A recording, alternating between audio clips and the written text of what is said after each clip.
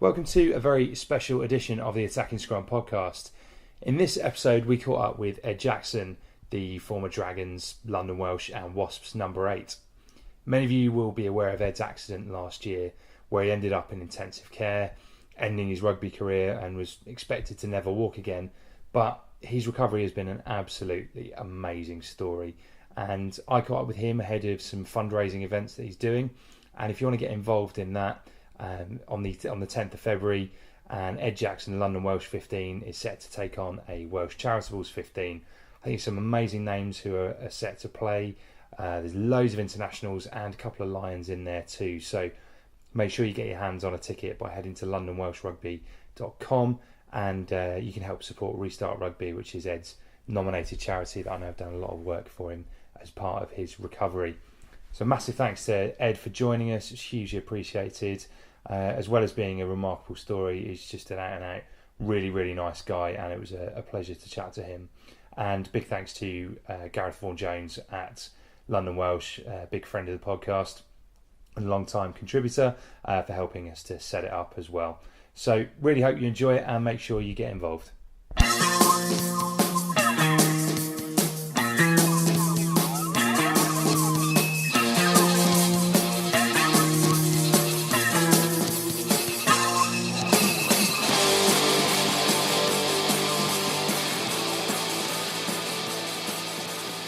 Ed, massive thanks for joining us on the Attacking Scrum podcast. Listeners to the pod will no doubt remember your stints at Wasps, London Welsh, and of course for the Dragons most recently. But it's your remarkable story over the last 9 months that has really caught a huge amount of attention, and we'd like to talk to you about that today, if that's all right. I'd like to start then just by asking you if you could describe to our listeners, in your own words, what happened on the 9th of April last year. The 8th of April, beg your pardon. Yeah, so I was actually injured at the time. I'd recovering from a shoulder operation, so I had the weekend off. I'd gone back home to my family house in Bath. We'd gone over to a friend's because it was a really nice day, probably one of the first real nice days of the year. So we just obviously went to our friend's house, had a swimming pool, had lunch. After lunch, went down to the pool. I've never been in the pool before, and it's a bit like a feature pool. They had a waterfall in one end and stuff. Yeah. So I just I took my clothes, took my top off, and dived in at the but where the waterfall was, thinking it was deep, but it only turned out to be about 3 foot deep. Smacked my head on the bottom of the pool. I remember thinking, well, that was a bit of a heavy collision, but I'm used to smacking my head, so I didn't think much of it really. I didn't lose consciousness or anything, but then when I tried to stand up, I realised that the left-hand side of my body wasn't working and I couldn't really stand up. I managed to sort of push off a bit with my right leg, which was still moving at the time to a certain extent, got my head above the water and just said, help, basically, because I was still really confused, what was going on. And then I sort of fell back and started sinking down, and I was like, uh-oh, could be in a bit of trouble here, but luckily my dad was in the pool, and one of my mates had realised that something was wrong. Came over and pulled me up to the surface. My dad's a retired GP, so he immediately thought there might be something wrong with my head or neck. So they stabilised my head, kept me floating in the pool and held me still till the ambulance came 40 minutes later. And then in that time, I lost all power and stuff, faded away. So yeah. And how kind of aware were you of that? At that moment in time, were you aware of kind of what was going on, or did you just feel that something wasn't right? I knew something. I kind of knew what was going on, but it was strange. I mean, I think it must have been shock. I wasn't really panicking or anything. It was just.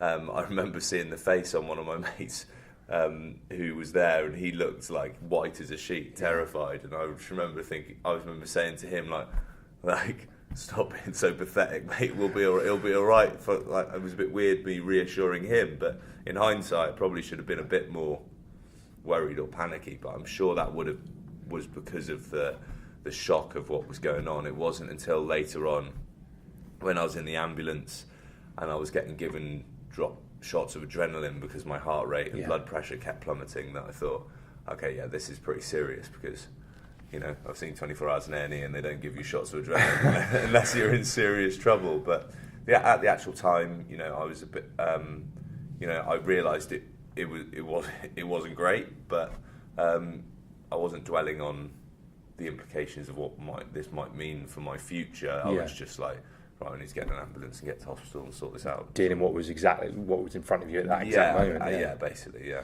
It seems, you know, in all the interviews that I've seen you given before and chatting today, you know, you speak very, very candidly about this. You know, do you find it difficult to talk about, or is it actually something that it helps to be able to be kind of, say, frank about it? I think I've always been pretty honest and an open person, and you know, some people, you know, people might think you've been scarred by this, or I've actually been back in the pool since it happened, because I wanted to do that. I wanted to go back there and sort of face it all, and none of it has really affected me. I think it's partly because I don't blame. I don't really have much blame. I don't blame myself for what happened. If I could go back and not do it, I wouldn't do it. But I don't sit there and think, what if I could end it? Like, you're an idiot. Why did you do that? So I'm all right with it. I can think back to the time it happened, and I just see it as an unfortunate accident rather than a stupid thing or a terrible thing that's happened. It just, you know, things happen, you know. And, I suppose I'm quite fortunate that I can look at it and talk about it and open up about it. And actually, I learned in hospital, and I learned through the tougher times, you know, in intensive care and when you're not moving and you're starting to contemplate whether you're ever going to be able to move again, that talking about it is the best remedy. And like, people say that, but it's so true. Like, problem shared is a problem halved. And the more I could open up about it, the more I could speak to people about it, the less of an issue it was for me, and the happier I felt about the whole thing. Because I think for most of us, it's unimaginable to even contemplate a life-changing event like that. But you seem to have this amazing kind of way of processing what's happened. And like you say, you know, I've been tracking your journey through your blog and things like that, and it just seems that every day, you know, you seem to take stock of what's happened and move forward in those, move forward and make progress every single day. Is that a fair assessment? Yeah, I think so, and I think that's, you know, there's no point dwelling on the past, but that's easy to say, a lot harder to do.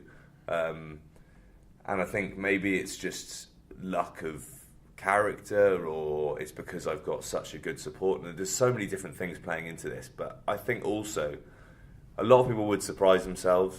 You know, I didn't think I'd be able to. If someone told me this was going to happen to me, I would have thought I'd be an absolute wreck. You know, you take away rugby, you take away everything I love doing in terms of like, because it's not just the rugby, it's everything. Like, I would go and climb mountains, I'd go up into Brecon Beacons with dogs every day off. Like, I love being active, love being outdoors, did a lot of cycling. And if someone say, right, that's all gone, I'd be like, oh no, I wouldn't be able to deal with that. But then somehow, like, I think the human brain, the human spirit's an amazing thing, and you kind of do end up dealing with it, and you do compartmentalise it, and you move forward.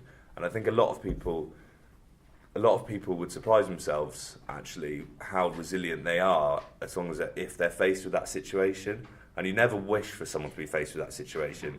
But now I've learned a lot about myself, and I worry a lot less about myself being in situations like that. Yeah. And now I see situations that before I would have thought were a big deal.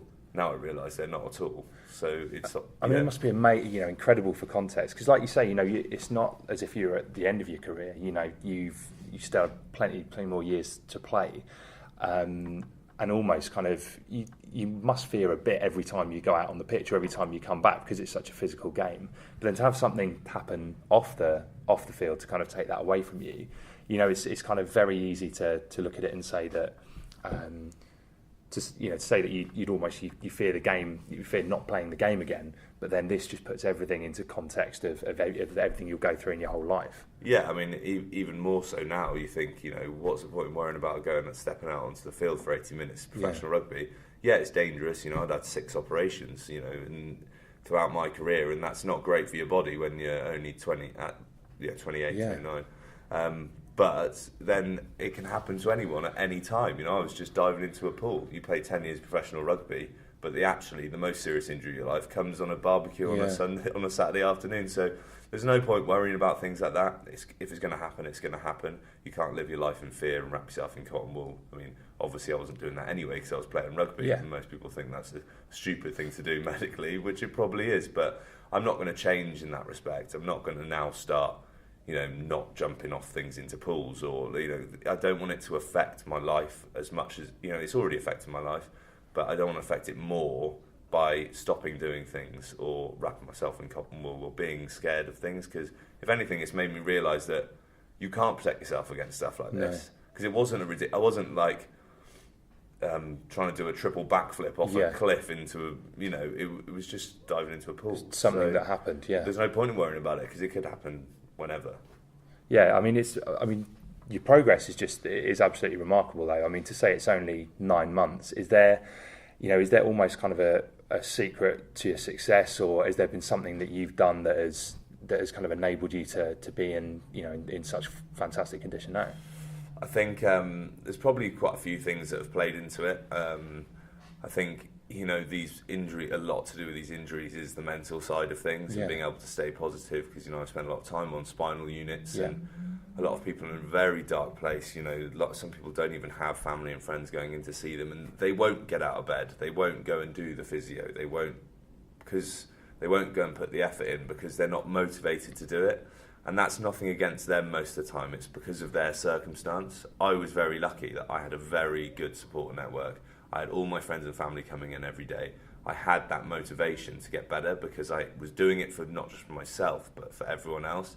And recovering from these injuries is a lot to do with luck. If I'd had a complete spinal injury, so none of my cord was still attached, there's nothing I could do about that. There's no matter how much rehab I could have done, I'd have had to have waited and hoped that there was a medical breakthrough, which is what people like Matt Hampson and Henry Fraser are doing. But there was a chance for me to make a recovery. We didn't know how much. Like, the original prognosis had me down to stay in category Asia A, which basically means I would be using not just a wheelchair, I would have been using an electric wheelchair because I wouldn't have been able to move my arms properly. But recovery from these things is about doing hours and hours and hours of things every day, so it's all on you. You can have as much physio as you like, but I have 2 to 3 hours of hands-on physio a day, but it's the stuff in between. So like originally in intensive care, I just had to stare at my feet and imagine moving them in my head, because you've got to keep sending those messages down. And even though nothing was happening, some people might have been like, well, I'm not doing that, it's not working, but you just got to keep doing it and keep doing it and keep doing it. And basically I didn't have a choice, It was there was so much on the line, I was trying to get myself walking again. So the motivation side of things was easy. It wasn't like, oh yeah, you might not get fit for next weekend's game. Oh, I'm not going to bother doing that sort of thing. It was like, do you want to be in a wheelchair for the rest of life, or do you want to have a chance of sort of getting back up on your feet? So we kind of made that decision early on and just attacked it with full force. And then obviously the rugby charities got involved, which took a lot of stress away from. I wasn't getting any extra physio in hospital than I would have if I was, because it's in the NHS, so they're not allowed to bring in external people. But since I've left hospital, I've had like amazing input, and that's all being because of support from like the rugby charities, so Restart Rugby and the Matt Hampson Foundation, and now things like the game that they're putting on at London Welsh in a month's time. All of that, I wouldn't be able to do this rehab. I wouldn't be able to afford to do it. I'd have to have sold my house. I'd have to work because I haven't got a job anymore. I'm not getting paid, So it is literally invaluable, and the results are there to see. It seems like the rugby community has been really quick to rally round, and you've mentioned some of those charities there as well. Has that been the case? Yeah, a ridiculous response. You hear about the rugby family, and I've been playing in it, and you understand how connected all the clubs are, and it's kind of like a one in all in. But I couldn't believe the support, the messages I received from players from all over the world, fans from all different clubs, not just my former clubs. Obviously my former clubs have been amazing, but from everyone has just been, it's been humbling really, because I'm not like a big name in rugby or anything. It wasn't like that. I had half decent career, but I haven't played international. It's not like I was a famous rugby player, but everyone's come out and, you know, just been so supportive, and having that feeling of like community and that moral support hasn't just helped with me raising funds to do the rehab, it's helped me mentally, knowing that I'm not in this alone. I know everyone's willing me on, and I'm sure I've made a better recovery because of that. And do you think that that's kind of inspired you to do a lot of the charity work yourself? So you mentioned the things that are happening here at London Welsh.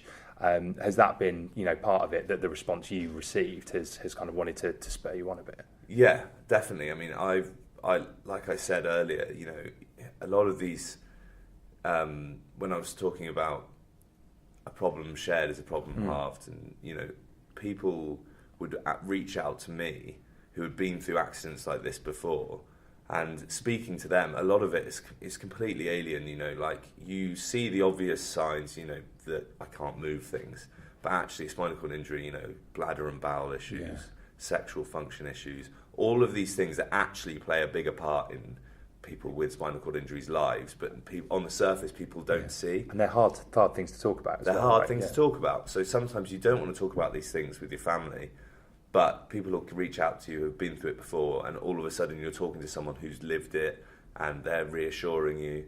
And the amount that helped me, I wanted to do the same, and that was the reason why I started blogging about it at the time. You know, and now I'm, you know, I write posts about what's going on in my recovery and things that might help, but actually the bulk of it is me speaking privately to people who are in hospital going through a similar thing and helping them through it, giving them advice, even if it's just just some moral support, or if it's actually functional, you know, useful, practical advice about being in hospital, because I know how much it helped me, so I want to do that to help them. And that's the same with the charity work. I find it more rewarding that I actually feel like I might have made someone more comfortable. That gives me more of a buzz than winning any rugby match. Yeah. And I never knew that would be the case, and I've only discovered that because of my injury. So that's kind of a gift, this a positive thing that's come out of all of this, and that's what I want to concentrate on moving forward. Yeah, I mean, your positivity is evident, and I think, you know, you've said that's been a big part of your recovery, and you early on you described yourself as being lucky. It must be difficult reaching out to some other people who, you know, won't make the same recovery that you have. How do you kind of go about doing that, and about offering your words of wisdom in you know, such difficult circumstances? Yeah, it's always hard when people are clearly not going to make a similar recovery, but at the same time, if they're an incomplete injury, it's just having the hope that they will. And for the first few weeks and months in hospital, I didn't know that I was going to make a recovery. Yeah. So I've been through the same stuff as a lot of those people. Where they end up might not be as far down the line, but people like, you know, I point them towards people like Matt Hampson, who's got like the highest level injury you can get. He's got a permanent tracheotomy.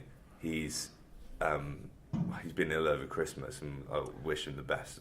You know, I'm sure he'll pull through it because he's one of the strongest blokes I know. But his positivity and his outlook, considering his injury, was so inspiring for me, because in the early days I knew that even though it was bad, it wasn't as bad as Matt's, and Matt's all right. He's done amazing things with his life. So what excuse have I got? And actually, a lot of the people I speak to aren't necessarily people with spinal cord injuries. I get contacted by people with all sorts of issues, from like depression to badly broken ankles, so they're housebound, you know. So their issues aren't as bad as mine. So they're doing the same thing with me as I was doing with Matt. You're looking at someone who's on paper worse off, but doing okay mentally and taking some strength from that. Yeah, it's absolutely amazing. I think you mentioned Henry Fraser earlier as well, Yeah. and you look at what Henry's done, and again, likewise, it's such an inspirational journey to follow. Yeah. And I think it's very easy for anyone to take something out of that and to put a positive spin on whatever their own battles are, be it injury or depression or whatever. No, and Henry's done amazingly well as well, and he's such a positive guy too. And I don't think you ask Henry or Matt, or different for myself because I'm making a good recovery, but I'm definitely a better person than I was before, and a much more appreciative person. You know, I now realise what's important in my life, because, you know, you're sat there and you think you've lost everything. Yeah. Then all of a sudden the things that, you know, on paper, you know, I was a big rugby player and that was my identity sort of thing. All of a sudden that's it. Everything's gone. All you've got left is your friends and your family, and the fact now that I can walk around again, even though I can't even walk very well, but I appreciate that so much. You know, whereas before I just take it for granted. Yeah. So it does give, going through these sort of life-changing injuries can give you a gift. You can take positives out of them as long as you're willing to look at it like that, because it's very easy to go the other way and feel sorry for yourself and beat yourself up. In all walks of life, you know, I've faced a bigger challenge than a lot of people will face, but everyone's facing their own challenges, and it's just, do you sit back and feel sorry for yourself and mope around, or do you look at it and think, right, what can I get out of this? Let's make the best of it, because it's only as bad as you make it. You know, this would have been a terrible accident if I'd lied in hospital and refused to do my rehab, or got really down about it, got really depressed about it. But I've tried to go the other way and take positives out of it, and I hope that in a year, 2 years' time, I can look back and say, I can almost do it now, I think, that the 8th of April when I broke my neck in that pool was a good day, because enough good has come out of it now that it's better that it happened than it didn't happen. I mean, that is an amazing outlook to be able to have, though. Yeah, but it's, you know, it's my way of, I suppose it's my way of dealing with it, and, you know, and Matt does it, Henry does it, you know, and it's possible for anyone to do it. It's not saying it's easy. It's, you know, it's probably, there's dark days, trust me, but everyone has their dark days, you know, but you've got to concentrate on the positive things and just sort of keep moving forward. Let's have a look. You mentioned earlier, obviously, there's some big fundraising events coming up, in particular here at London Welsh in February, and just wanted to talk about that for a moment. So we've got Ed Jackson's London Welsh 15 against the Welsh Charitables side, which should be a great occasion. Who can we look forward to seeing on that day? The response has been amazing, to be fair. So that's 10th of February before the England-Wales game, and they always put a big event down here at Old Deer Park anyway, and they always have a charity game going on before. And one of the directors got in touch and said they wanted to do it on my behalf to raise money for Restart Rugby, who have been supporting me. And, you know, on the charitable side, you know, there's 11 ex-internationals at the moment, 2 ex-British Lions. You know, you got people like Ryan Jones and Ian Goff, Richie Reese, who's an old teammate of mine, and it'd just be, you know, they always get a good team together at charitable, so that'll be fun to watch. But on the Ed Jackson Select 15 side of things, it's brilliant because we've pretty much got a full team of the team that I played with here at London Welsh 5 or 6 years ago. Obviously, some of them can't play because they're still playing professionally, but we've got 30 players to choose from. So, and all of them I know and have London Welsh players. We're not having to bring in ringers. You know, we're using a few of the current first team players from London Welsh, which is great, you know, because they're obviously trying to rebuild things rugby-wise down here. And it'll just be a great event. And obviously, marquee beers, England-Wales game afterwards as well. I'm looking forward to it. It should be a good day. Yeah, it's always a great event down here, and with that on top of it, I obviously encourage anyone who's in the area or not just to come down, and you can get tickets through LondonWelshRugby.com. So make sure if you're interested to do that. And there's also a big event on the 9th of Feb as well. So an evening with Gareth Edwards, which is always a fascinating thing.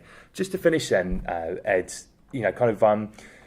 Are you someone who enjoyed watching rugby in your spare time when you were playing, or were you someone who actually liked to get on with other things? And I was actually, I would watch games if my mates were playing, but I used to like to switch off from it when I was playing. During my career, you know, once I got away from training, got away from playing, I loved it. I loved doing it, but actually when I was away, it was like became a bit of a job. I was a massive fan when I was a kid, but kind of it was a job then. Yeah. And I loved my job, but then I didn't want to spend the rest of my life looking at my job, and I wasn't sure how that was going to go after I finished playing. But I watch loads of rugby now. The missus is really annoyed about it because she used to be able to watch what she wanted at the weekend, and now I've got back-to-back games. Banished to the iPad. Yeah, basically, yeah. Fantastic. And I was going to ask you about a couple of your former clubs as well. We may as well start with London Welsh because it's been something of a roller coaster down here for the last couple of years. What have you made of the rebirth of this great club? Well, it's just great that they've managed to grab hold of things, and you can still see the passion and feel the passion around here. There's some lifelong fans of London Welsh. Such a great club. It would have been terrible if it had not just disappeared from the top leagues, but started to dissolve as a club and the passion around the place. But that hasn't changed. There's still all the same old faces coming down to watch.